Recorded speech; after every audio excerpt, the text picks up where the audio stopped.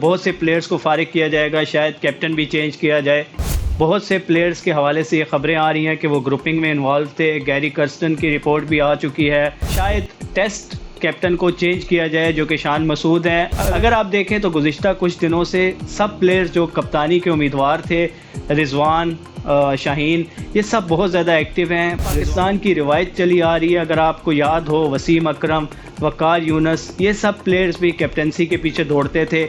अब बाबर के साथ जितने प्लेयर्स हैं वो तकरीबन बाबर जितना ही उनका कैरियर है, सब कैप्टनसी के बहुत स्ट्रांग उम्मीदवार हैं। सबसे पहले इस ग्रुपिंग का जड़ से ख़ात्मा करना होगा। प्लेयर्स के माइंड से ये कैप्टनसी की जो लालच, हंगर है, इसको निकालना होगा। अस्सलाम वालेकुम friends, welcome back to cricket today. जैसा कि खबरें चल रही थी मोहसिन नकवी के बयान के हवाले से, जो उन्होंने वर्ल्ड कप की नाकिस कारकर्दगी के बाद दिया था कि टीम पर एक बहुत बड़े पैमाने पर सर्जरी होगी और बहुत से प्लेयर्स को फारिग किया जाएगा, शायद कैप्टन भी चेंज किया जाए।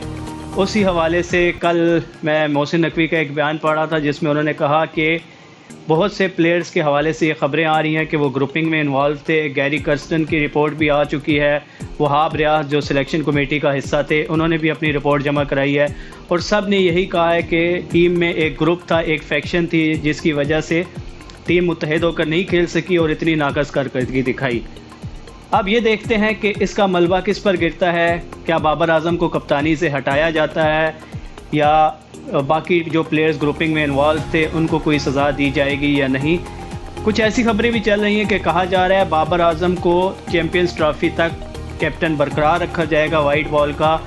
शायद टेस्ट कैप्टन को चेंज किया जाए जो कि शान मसूद हैं। अगर उनको चेंज किया जाता है ऐसे मौके पर तो ये बहुत ज़्यादा ज़्यादती होगी, क्योंकि उन्होंने अभी तक सिर्फ एक ही असाइनमेंट उनकी हुई है जो ऑस्ट्रेलिया टूर, बहुत टफ था।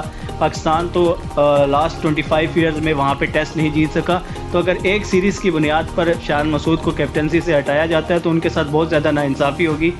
उनकी कैप्टनसी काफ़ी मुतासिर कुन थी, उन्होंने इतनी बुरी कप्तानी नहीं की, लेकिन ऑब्वियसली अब जो भी फ़ैसला आएगा पीसीबी की तरफ से वो उनको कबूल करना पड़ेगा। अगर आप देखें तो गुज़िश्ता कुछ दिनों से सब प्लेयर्स जो कप्तानी के उम्मीदवार थे, रिजवान, शाहीन, ये सब बहुत ज़्यादा एक्टिव हैं। रिजवान ने एक प्रेस कॉन्फ्रेंस भी की जिसमें उन्होंने मोहसिन नकवी की तारीफ़ के बहुत ज़्यादा पुल बांधे। शाहीन अफरीदी ने भी बहुत अच्छे अल्फाज में याद किया मोहसिन नकवी को। तो सबका इंटेंशन, सबके जो फोकस है वो कैप्टनसी पर ही है। और मुझे इस बात पर बहुत हैरत है कि बाबर आजम का हशर देखने के बाद भी इन लोगों के दिल में अभी तक कप्तानी की उम्मीद बाकी है, क्योंकि बाबर आजम बिलाशुबा एक बहुत बड़ा स्टार बन चुके थे। लेकिन जिस तरह की तनकीद उन पर इस वर्ल्ड कप के बाद हुई है, उनकी परफॉर्मेंस को लेकर, उनकी कैप्टनसी को लेकर, शायद वो हमेशा इस चीज़ को याद रखेंगे। उसके बावजूद भी शाहीन अफरीदी, रिजवान अभी भी कैप्टन बनना चाहते हैं और ये पाकिस्तान की रिवायत चली आ रही है। अगर आपको याद हो, वसीम अकरम, वकार यूनस, ये सब प्लेयर्स भी कैप्टनसी के पीछे दौड़ते थे। इनकी टीम में बहुत ज़्यादा इन्होंने ग्रुपिंग बना रखी थी। जब वसीम कैप्टन होते थे तो वकार का एक अलग ग्रुप होता था जिसमें आमिर, सुहेल, राशिद लतीफ़ वगैरह होते थे। उसके बाद जब वसीम अकरम कप्तानी से हटते थे, वकार यूनस बनते थे कप्तान, तो वसीम अकरम अपना एक अलग ग्रुप बना लेते थे। तो ये जो मिसाल थी ये हमारे बड़ों ने सेट की, जिसको ये छोटे भी फॉलो कर रहे हैं और अभी तक वही लड़ाई चलती आ रही है। उसके बाद मिसबा और अफरीदी के दरमियान भी काफ़ी रंजिश रही। फिर सरफराज अहमद कैप्टन बने, उनका कैप्टनसी का दौर काफ़ी अच्छा था क्योंकि सब जूनियर प्लेयर्स थे, कोई भी सीनियर नहीं था जो कैप्टनसी की टसल में होता है। शोएब मलिक थोड़े अरसे के लिए टीम में रहे थे लेकिन अपनी परफॉर्मेंस की बेस पर वो भी बाहर हो चुके थे।